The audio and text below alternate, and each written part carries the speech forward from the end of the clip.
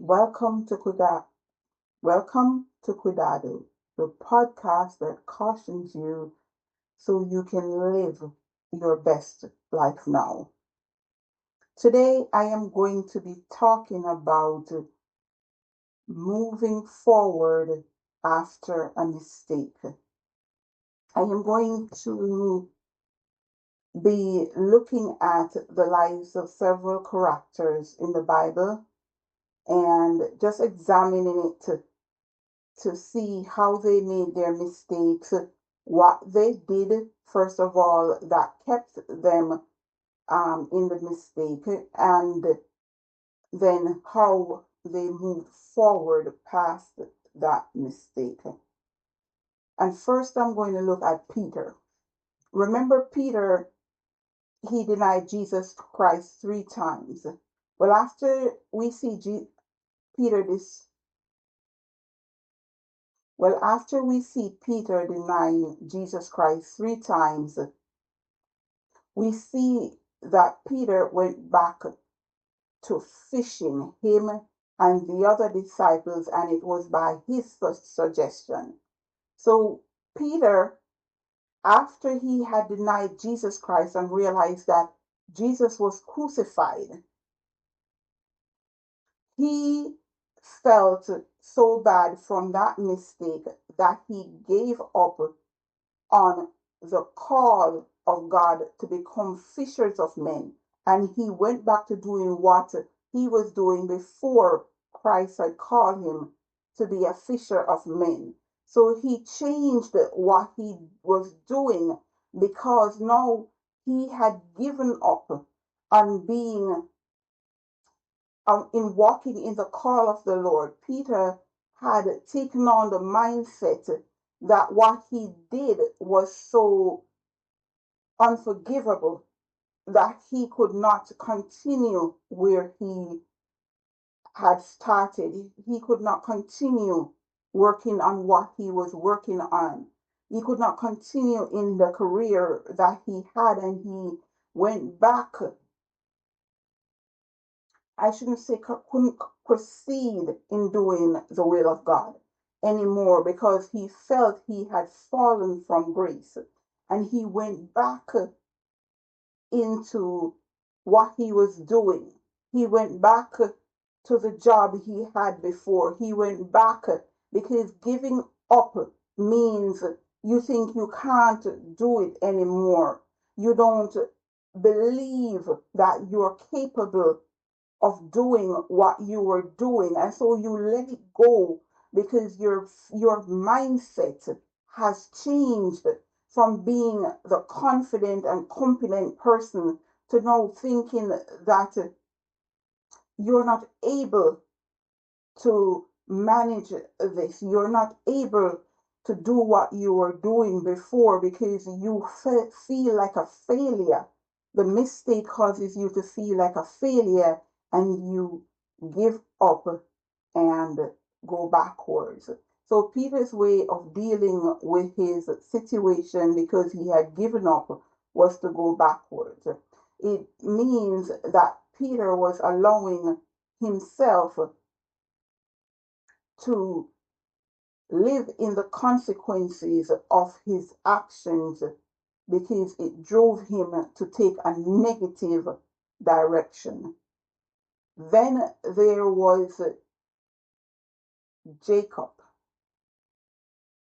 Jacob, after he had deceived his brother, received the birthright, tricked his father, and received the blessings of Abraham, he fled to his uncle Laban's house because he feared Esau, his brother, would kill him. So he fled because he feared the consequences of his actions, only to land himself in a place that was maybe didn't threaten his life, but was still a bad situation for him because he committed to serving his uncle so he could get his daughter's hand in marriage, and his uncle ended up tricking him several times, changes his wages. First he tricked him and gave him his first daughter instead of the second daughter, and then he had to work another 70 years for the second daughter. And over the 20 years that Jacob was with Laban, Laban would trick Jacob and change his wages 10 different times. So Jacob found himself in a negative situation, in a difficult situation, but he remained there for 20 years. Says to us that he could have believed that he deserved where he was. Maybe he felt like it was a better situation than facing death, and he felt he could have done worse. He felt where he was created by his own actions. This was a consequence he had to deal with, he had to face because of what he'd done. So he remained in the situation because he felt this was what came from what he had done. And there was David, of course. David got Bathsheba pregnant, even though he knew she was another man's wife, and then to try and cover up that mistake, he killed the husband. He killed Uriah's, Bathsheba's husband. So he dealt with his mistake by covering it up. Now going back to David. David's way was to cover up, or to try and cover up, his mistake. And by covering up, he felt he had no consequence of what he had done until the Lord stepped in and made his consequence the judgment of the Lord, which was the Lord killed the son that resulted from their infidelity, right? Which resulted from what he had done. So David cover up caused also a consequence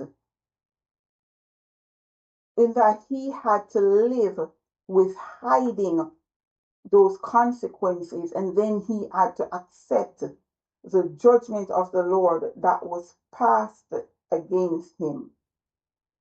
David, however, was the one that most quickly overcame his consequence because he dealt with it right away. He didn't really face much of a consequence until God spoke to him and gave him the judgment of the Lord. And when he did, the consequence was that the Lord struck his son with sickness and the child was dying. So David dealt with that consequence quickly by putting on sackcloth and ashes and going before the Lord in prayer to try and seek mercy to keep the child alive. He took action by taking ownership of what he had done and accepting the responsibility for his own actions, so that it allowed him to move right away on trying to overcome that mistake, or to put action to what to put action to the consequences, so that he could move past those consequences rather than continuing to live with and in those consequences by trying to avoid it through running, by giving up, by laying the blame on someone else, by passing the buck to someone else. He covered it up, but his cover up didn't bring an immediate consequence, so he never lived in the consequence. Now, when the judgment came, he was moving quickly past that consequence by making sure he did what he needed to do to try and make amends and to correct the situation in the best way and the only way he could. The only way he could was to go before the Lord and seek mercy, and that is what he did. Instantly, he moved on trying to overcome his mistake. David's actions meant that he was doing something that allowed him to deal with the situation that he found himself in because of his mistake, which shows us that the first way that we can overcome a mistake and move forward is taking responsibility and dealing with the mistake. David dealt with the mistake by repenting and praying, seeking the Lord. It was his way of taking accountability and putting action to overcoming.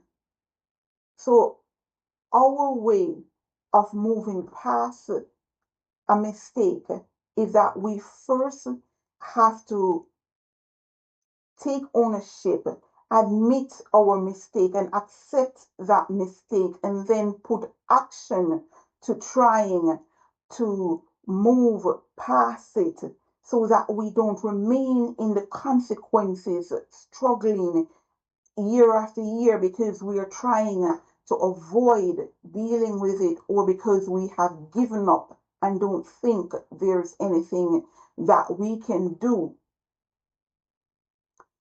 The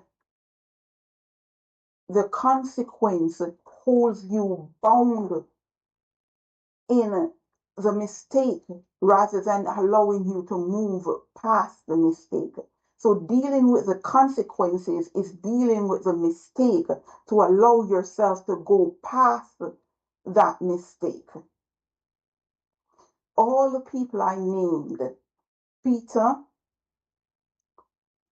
Jacob, Sarah, Abraham, they lived in their consequences. Peter lived in his consequences because when he went fishing, he wasn't able to catch anything. The Bible said they toiled all night and they caught nothing. And that was because Peter had the mentality that he had that he couldn't do anything right. He wasn't capable of doing what he needed to do because he felt like a failure. And so the mindset held him to where he wasn't even able to do something that he was good at. So you are living out your life in the consequences because you are not facing it and taking responsibility and accountability to move forward. David continued in moving forward after the Lord killed the child. The child died, so the Lord did not allow the child to live, even though he went before the Lord seeking mercy. The point is that he did something. He didn't just decide that this is not going to be enough. There's nothing I can do. He did something to try and make the situation the best out of the situation. And the Lord allowed the child to die. So what he did didn't exactly work out. But here is what David did when he realized what he did didn't work out. He still didn't allow it to affect him to where he remained holding on to his consequence or holding on to trying to do something to make it right. He did his best to make it right. He did his best to appeal to the Lord, like Jacob did while he was living with Laban. Because him continuing with Laban for 20 years was because he didn't think he deserved anything better. So he was trying to make up for what he was doing. He was trying to make it right by remaining in a bad and difficult situation in his life. He was paying penance, so to speak. But David decided that after the Lord had killed the child, there was nothing more he could do. So he had to get up from there and stop paying penance, stop trying to make it right, and move forward past that. When David got up, the Bible said he changed his clothes and he put on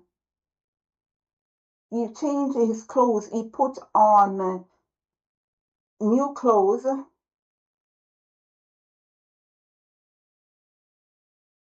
The Bible said he changed his clothes and he asked for food to be put before him. He ate. He hadn't fasted and hadn't eaten in 7 days when he thought there was something he could do to change the outcome of what he had done. But once he realized that he had done everything he could do and was nothing else he could do, he stopped trying. He didn't remain trying to pay penance. He got up and changed how he was operating in his life. Changing his clothes meant he stopped doing what he was doing. He changed course and he started doing something different for himself. He started finding a way forward by changing his routine, by changing what he was doing in his life in this time, putting in time into doing something else other than simply accepting that he had a bad outcome. So he did things to change what had happened in his life.